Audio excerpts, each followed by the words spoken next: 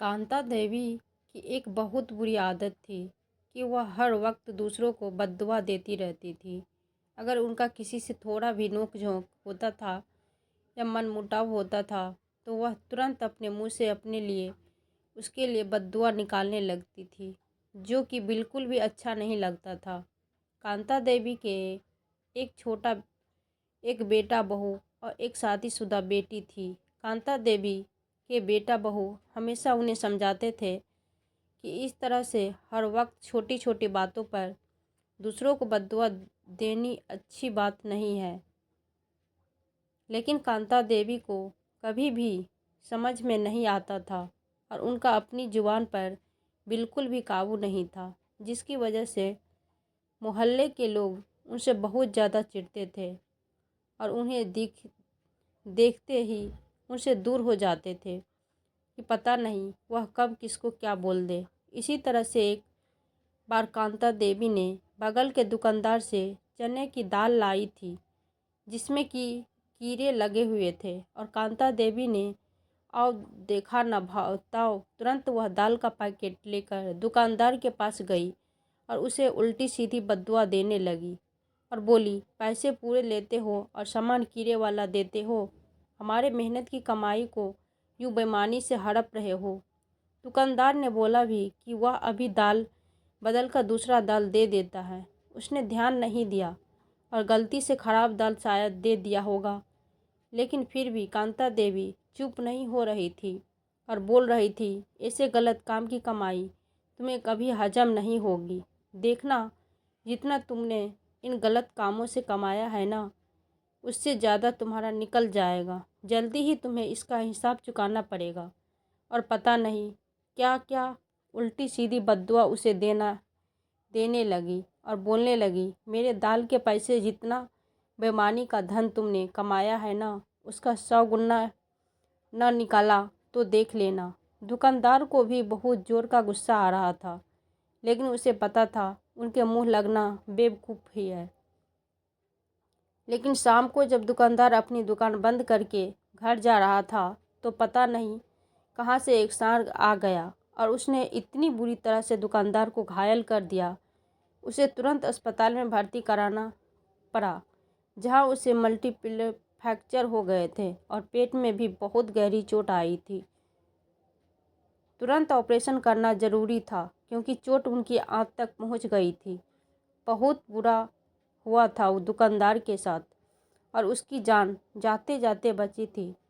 इलाज में अच्छे खासे पैसे लग गए थे। दुकानदार की पत्नी ने सारे मोहल्ले वालों को बताया कि कांता देवी ने ही उसके पति को इस तरह की बद्दुआ दी थी, और देखो इस काली जुबान औरत को कि उसकी बद्दुआ उसके पति को लग भी गई। अब तो मोहल्ले वाले के सारे लोग कांता देवी से और भी ज़्यादा चिढ़ने लगे। अब तो उन्हें ऐसा लगने लगा कि इस औरत से दूर रहने में ही भलाई है, क्योंकि अब तो इसका बोला लगने भी लगा है। लेकिन इन सब के बावजूद भी कांता देवी को अपने जुबान पर काबू रखना नहीं आया। उन्हें दुख तो हुआ था दुकानदार के साथ ऐसा हादसा होने पर उनका कहना था, उनके बोलने से कुछ नहीं हुआ है। किसी के साथ कब क्या घटित होगा, किसका जीवन कब तक इस धरती पर है, यह सब तो विधाता ने पहले से ही लिखकर निर्धारित कर रखा है। तो किसी के कुछ बोलने या करने से कुछ नहीं होता। मैं तो बस बद्दुआ देकर अपने मन की भड़ास निकाल लेती हूँ और मुझे शांति मिल जाती है।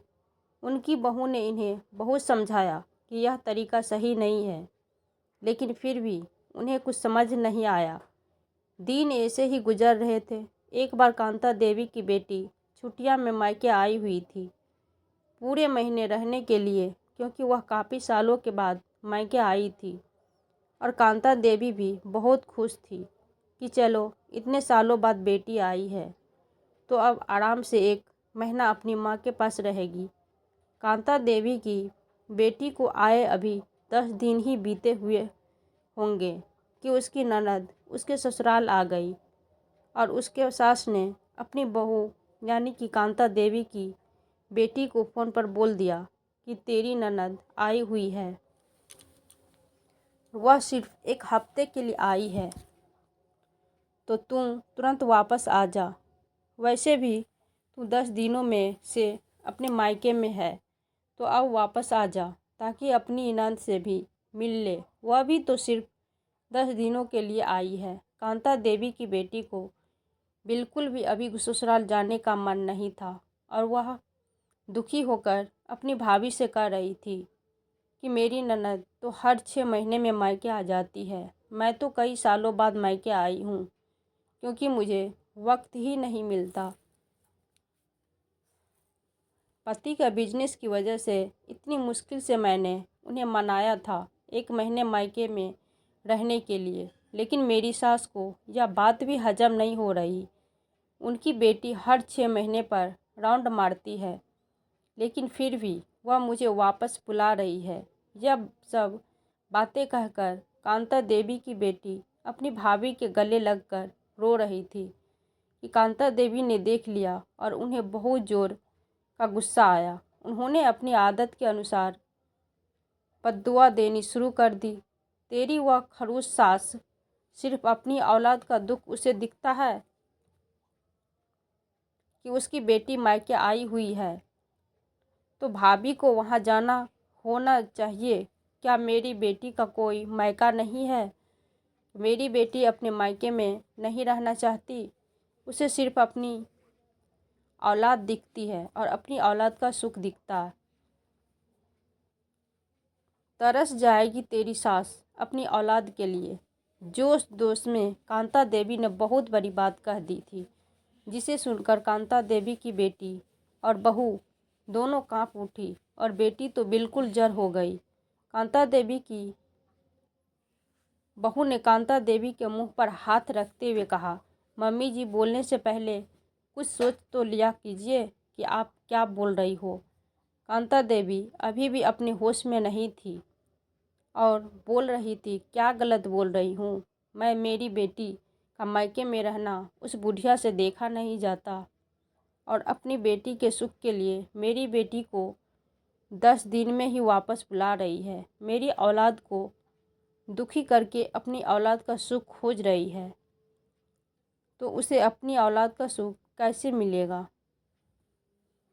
अब कांता देवी की बहू ने बहुत बड़े शब्दों में कांता देवी से कहा, मम्मी जी, अपनी जुबान पर काबू रखिए। आपको समझ में भी आ रहा है कि आप क्या बोले जा रही है? आपको क्या लगता है दीदी के सास माँ की औलाद सिर्फ उनकी बेटी है? मम्मी जी, उनका बेटा यानी कि आपका दामाद भी आपकी समधन का औलाद ही है और आप यह तो बद्दुआ दे रही है ना उनकी औलाद को। तो भूलिए मत कि उनकी 2 औलाद है,